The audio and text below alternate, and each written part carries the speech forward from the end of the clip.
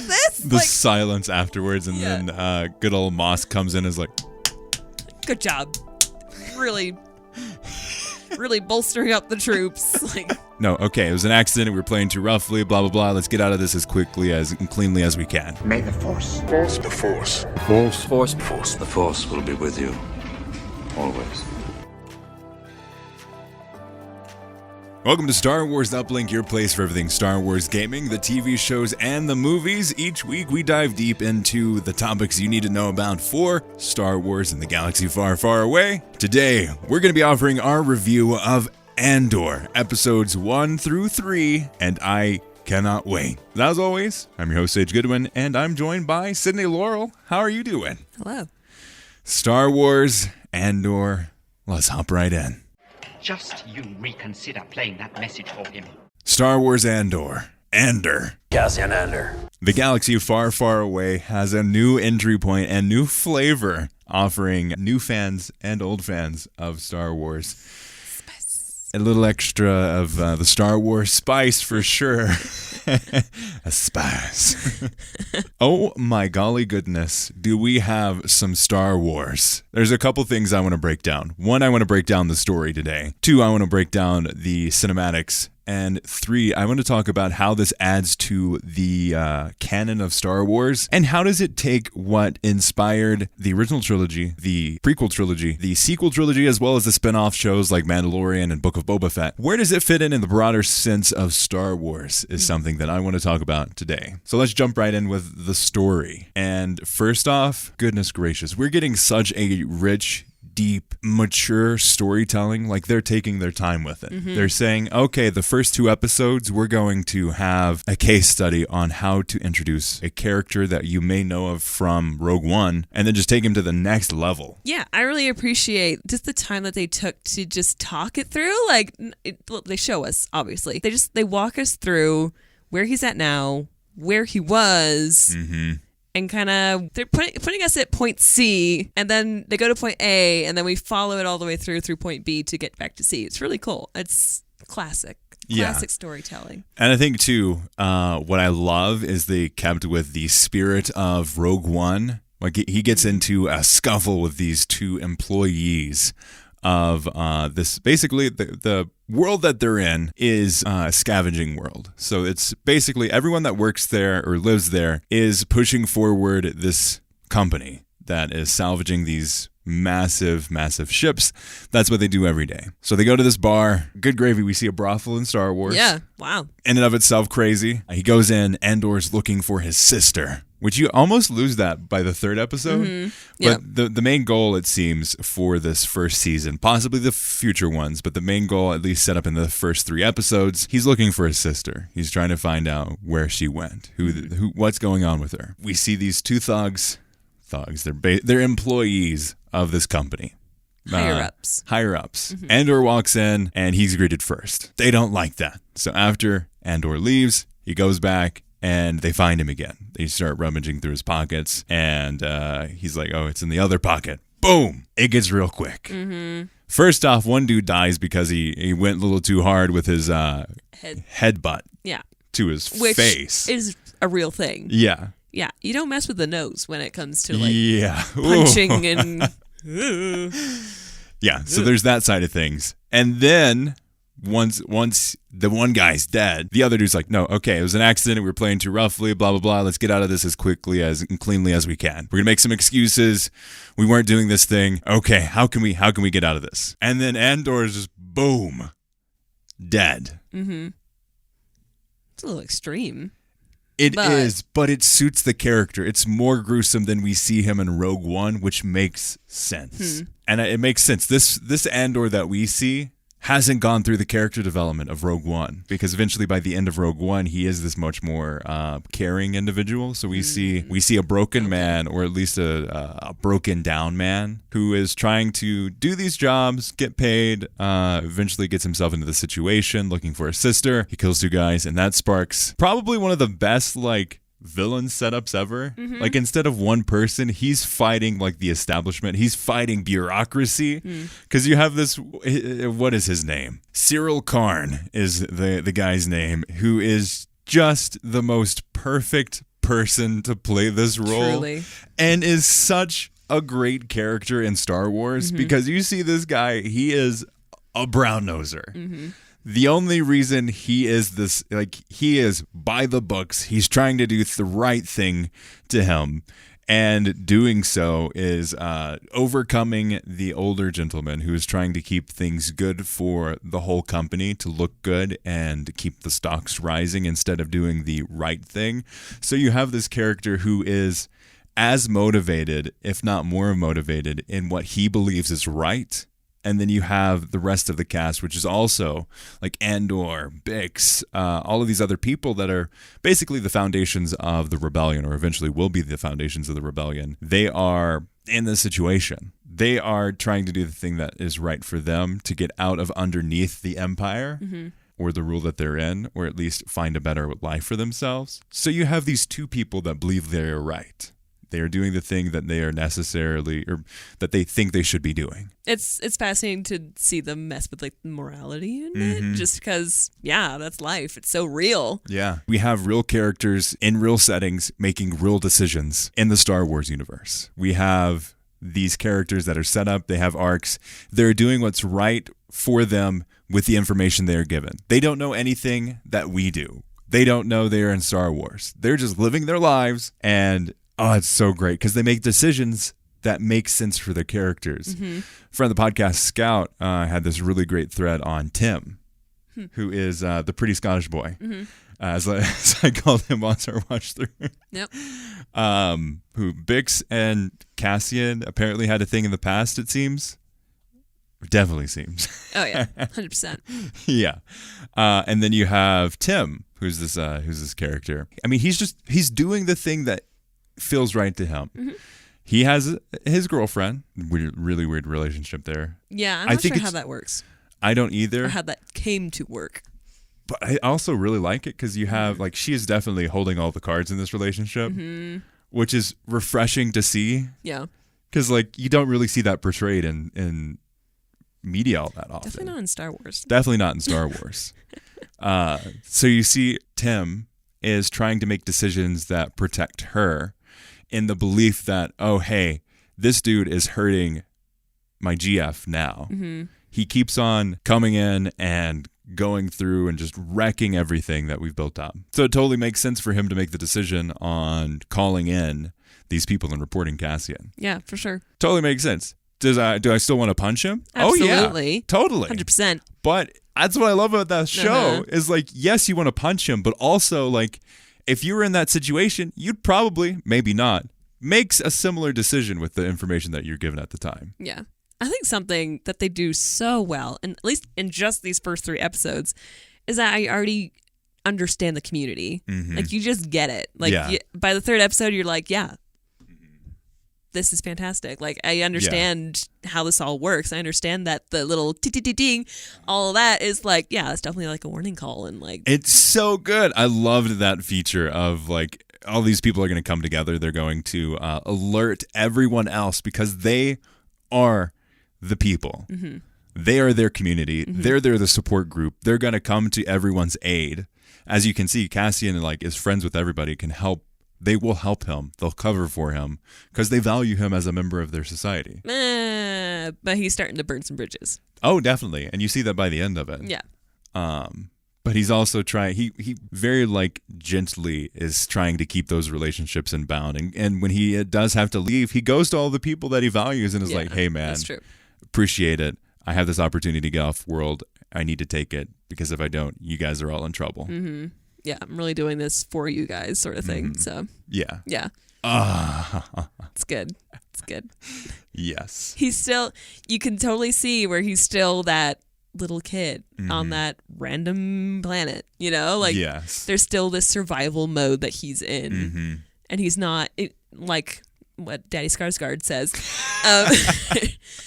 like, don't you want to make it mean something? Like, don't you want to actually put it to them, sort of thing? Like, don't be burning the bridges around the people you actually love. Like, actually go for the guys who are actually hurting everyone. Yeah. So, it's good. It's so good. So good. Oh my gosh. And then the whole I love how they handle flashbacks because they don't, like, with Lost where you have like the Yeah. and then you're in the flashback. They have like, they're going to have a scene that also is something that pushes forward Cassian's character.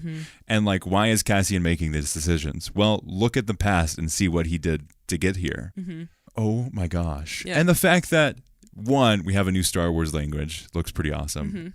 And they don't have subtitles. It is pure performance driven. Like, there is no like, oh, hey, we're going to hold your hand through this. You don't need to know what they're saying, because ultimately it's their actions that are pushing forward and telling the story that works so well. Just the fact that you know nothing of what they're saying, but you know exactly what they're saying. Yeah, for sure.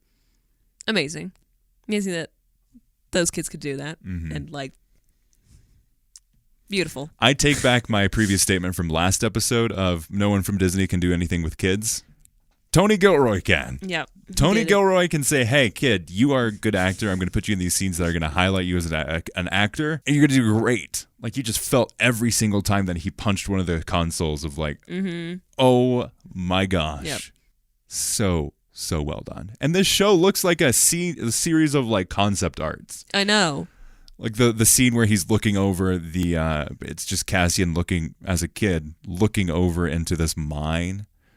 I looked over at you when we were watching. I was like, that looks like concept art. Yeah, I don't know how do you think they did that? They used depth, I think, is what we're ultimately looking at there.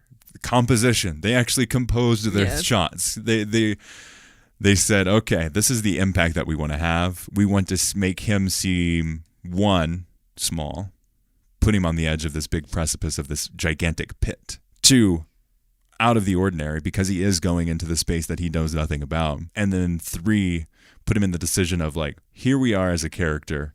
You are basically in this ritual of becoming a man. You're going on this scavenging hunt to see what's going on with the ship that crashed. And you are in this moment where you have to prove yourself, and you also are in awe of what's happening. But you have this sense of duty and interest that, so duty good. And curiosity. We're having this level of discussions on a Star Wars show of like the composition of a shot. Yeah. And what the shot is telling us. It's not just, we need to get from point A to point B, and the shots are only there to get us from point A to point B. It's like, okay, they're walking to this area, and then they get there. This one, like, as he walks towards this ship, this crash landing, there is character development, there's character growth, and there is this journey internally of him through that walk. Instead of just going from point A to point B and doing like, okay, they're looking at it and they find it. You have this journey. You have like, he is at the far end of the pack.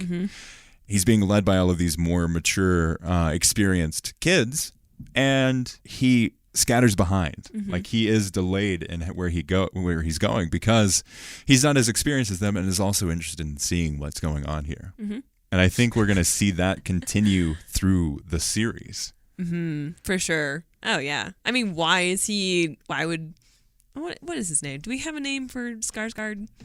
Yes. I don't think he said it in Luthen Rail. All right. So Rail, clearly this is the trait that Rail's looking for. He's looking for this curiosity, also like ingenuity. Yeah, but also arrogance, maybe? I don't know. Well, not necessarily, because he's very humble with the arrogance of the Empire. True. Confidence, maybe? Yeah, maybe a confidence. I don't know. Where did he get it? Like, what?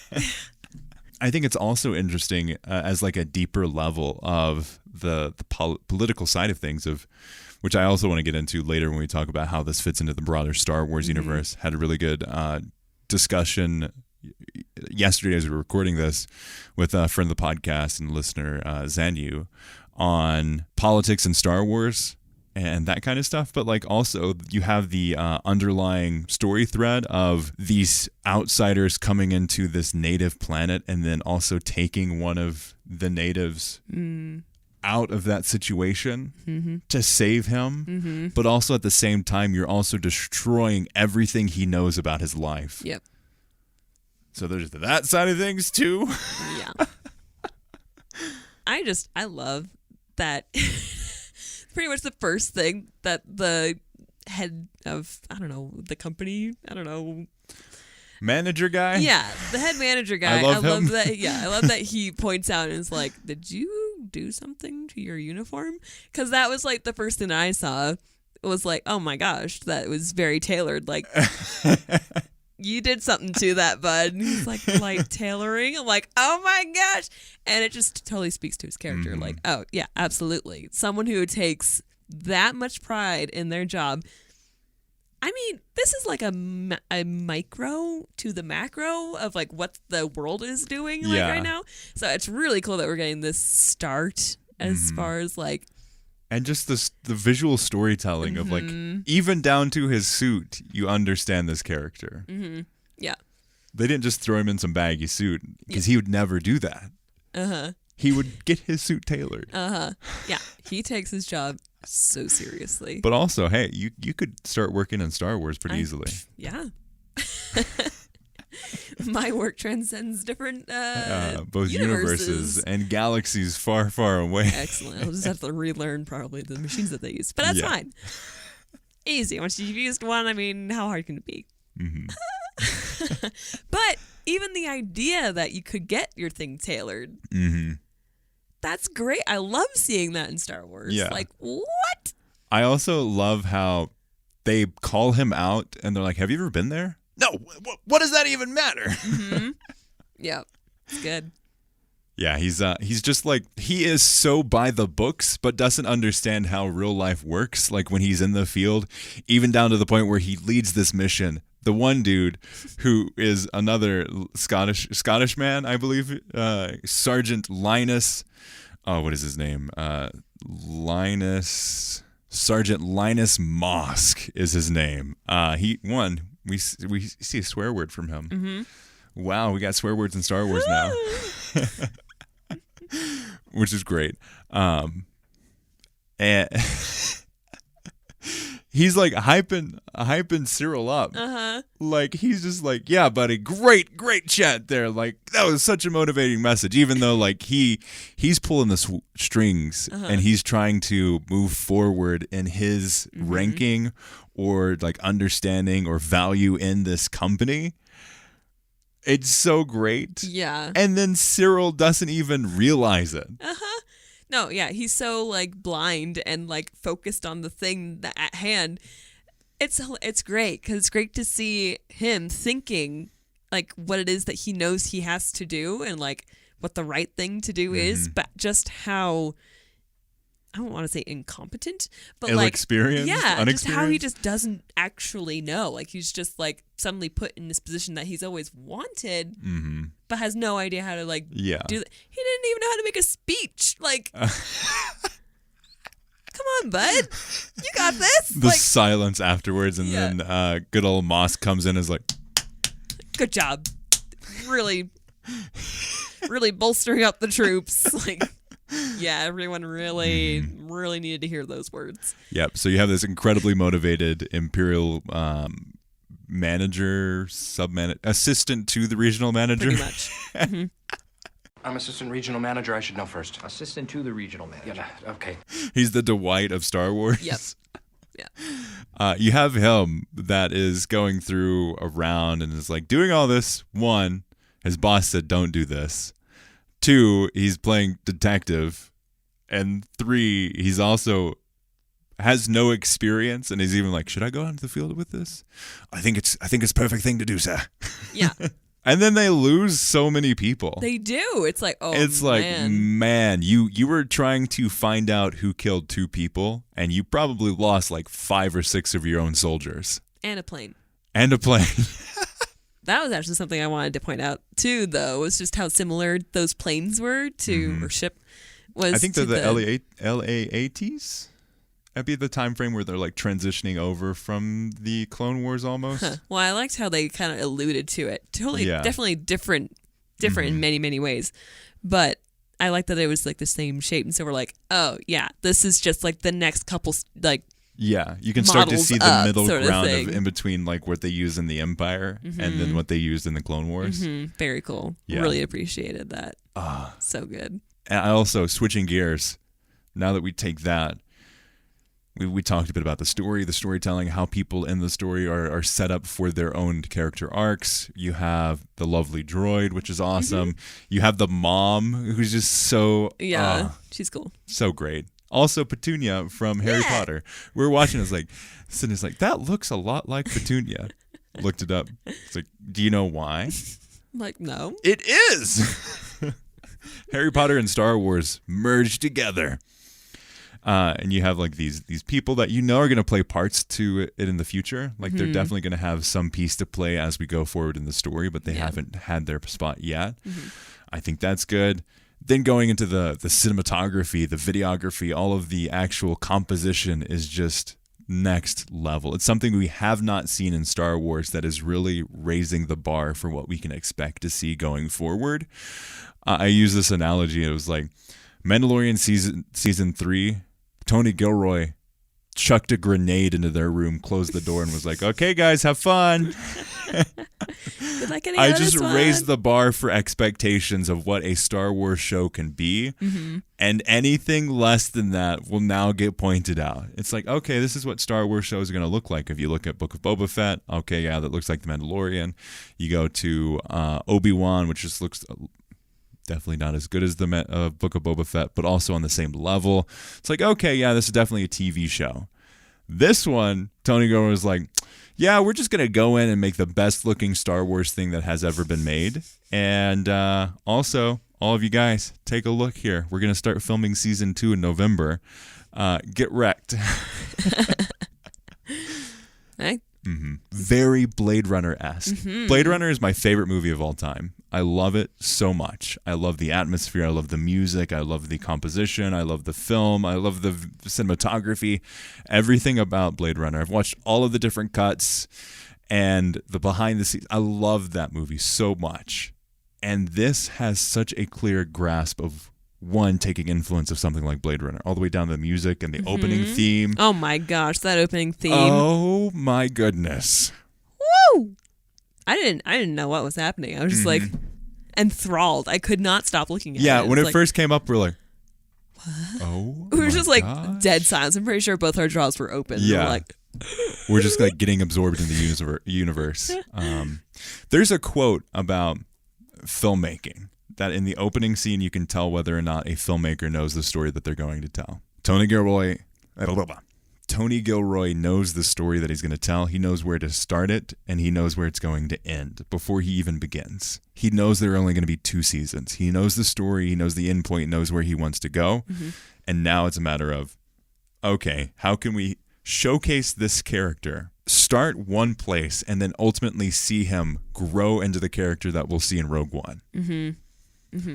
Where is the darkness that eventually goes to Rogue One? Yep. But also at the same time pull in the inspiration to fight for the rebellion, to fight the Empire at the same time. I think on that side of things, from the cinematography, the set design, oh my gosh, is unreal. Like the shuttle ship, our buddy Stellan Skarsgård. Oh yeah. When he steps off of it, yeah, that is real. Wow. And it's real sun. Oh my gosh. I mean, we pointed out, like, this looks real. Yeah, like, this is real. I feel like I could go there, like, because I can technically. Yeah, they built it's these things. I love how in the one, I don't know, there was that one article that we were reading that was like, an actor or someone, the noodles. Yeah, was looking at like the props that was just laying out, and there was noodles in it. I love that someone was actually eating those blue noodles. And we saw them. Yeah, I was like, the blue noodles. Multiple people were. And it's also the guys that are in front of the camera, like the team in front of the screens in the company are there eating noodles. Like that is the most like, how can we make the most mundane situation that totally happens in Star Wars actually happen in Star Wars and be authentic? Blue noodles. Blue noodles. Solves it all. Yeah. I mean, all of the props were so good. So good. Tangible things. They add a lot of really interesting decisions. Like everything that they do is very motivated. I mean, all the way down to like the flask that they use. One, it looks awesome, but it's probably like a canister that they found off of a ship or something. Like that's the vibe I at least get from it. It's like all of these things are either like worn, reused, have been passed down through generations. Like nothing is new on this planet. everything fits in. I really like how they're doing the aliens. Like, they're not highlighting them, which is totally fine. Yeah. But they feel natural. Like, they're not, like, these are people in alien suits done very well. Yeah. This isn't some CGI stuff. It's just good. Like, it's just good artwork. And I think that's a great point. Yeah. You don't really notice them because they fit in very well. I saw a few people like, there's not any aliens. It's like, there's a crap ton of aliens. They just fit into the scene so well. Yeah. There's the big guy, and he's like, I don't know. Love I just got paid to stand here. So good. What's kind of missing, though, is droids. I mean, we get the one square B. Adorable little Wally guy. Yes. Yeah. His kind of nickname. Which is amazing. And he's this little depressed, like, Yeah. codependent droid that doesn't want to lie. So cute.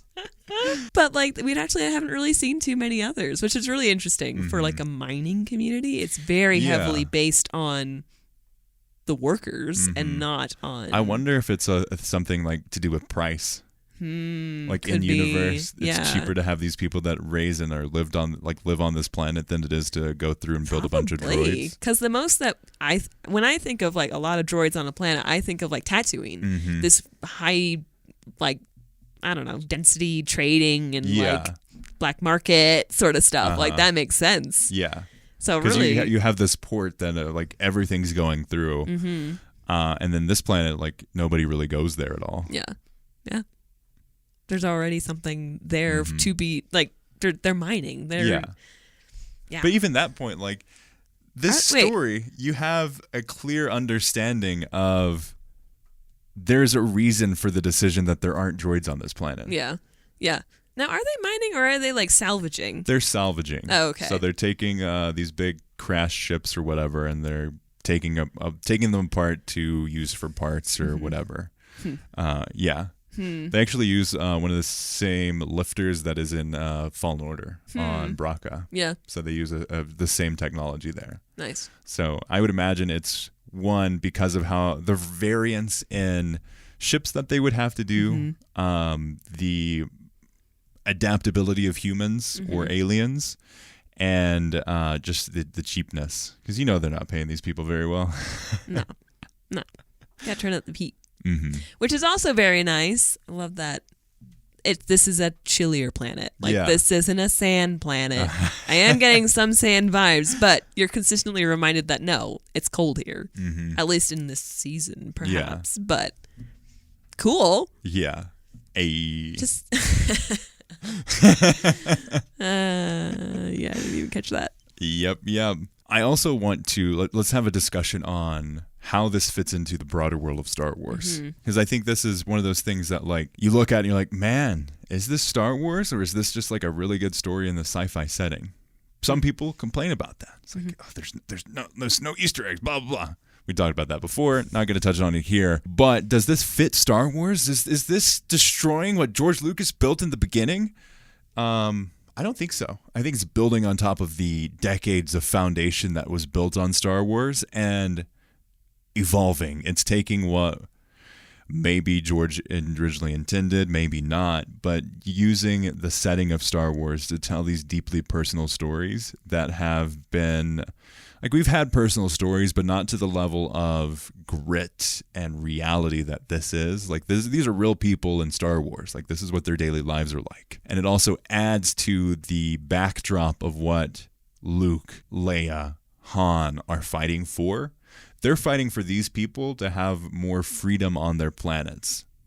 Whether or not it actually carries over, you can definitely debate that. But they're having like a much deeper discussion piece there of this is what it's really like for people that aren't force sensitive. I would agree. Honestly, I feel like this is probably the closest thing that we've gotten to the originals. I 100% agree with that statement. I am an OG boy. I accept the prequels. I like them, but I don't necessarily. I love them, but not to the same level of something like the original trilogy, where you just have a lot of that. Obviously, they're pioneering technologies, but they understood the technologies much more than they did in the prequel trilogy. Up until the Revenge of the Sith had the most like complete understanding of like pairing of story and technology, and then you have a loss of that side of things with the sequel trilogy, where they aren't pushing forward technology. They're going back in a lot of ways to what was originally used, the vintage lenses, trying to shoot on film, also the CGI side of things. Like they have a mishmash, but they aren't really pushing for anything forward. They're retelling stories and putting a little bit of a spin on it.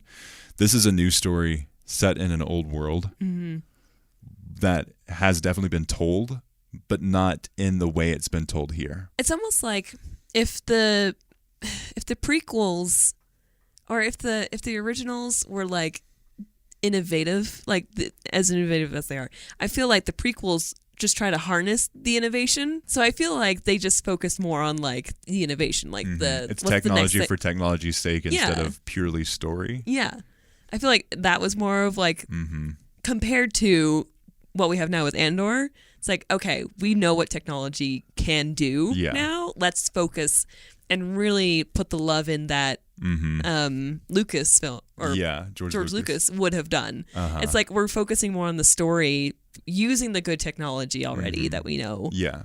And focusing on that and just putting all the love into that. And also trying to actively stay away from technology at the same time. Yeah. Because they built these sets. They don't use the volume. They are doing these things as real as they can. They have a freaking orchestra on set during the most like intensive emotional moments. So good. Could you imagine like I'm just in awe as an actor having a live orchestra on the scene as you're delivering these very emotional lines? Like that is just adds a whole level. There's no way I wouldn't be able to act after that without it, you know? Like no, I need my music. It's like so real. Like you get it, you're getting as close to the finished product in the making of the product as you can. Anyway, we really like Andor. Yeah. Thank you all so much for listening to this episode of Star Wars Uplink. We release episodes every Tuesday, so make sure that you stay up to date by subscribing for free wherever you listen to podcasts on Apple Podcasts, Google Play, Stitcher, Spotify, all the places, and watch the video version on YouTube. As always, thank you for listening, and we'd love it if you reached out and left us a review or a rating on Spotify. You can, we definitely really appreciate that. It helps other people find the show. And on Apple Podcasts or iTunes, we actually get to see, you can write your review as well. Helps us out a ton. Honestly, like if you have like 2 minutes to leave a review, it helps us out a ton. It's a great free way to support the show and help us out. But with that, thank you all so much for listening. And as always, may the Force be with you.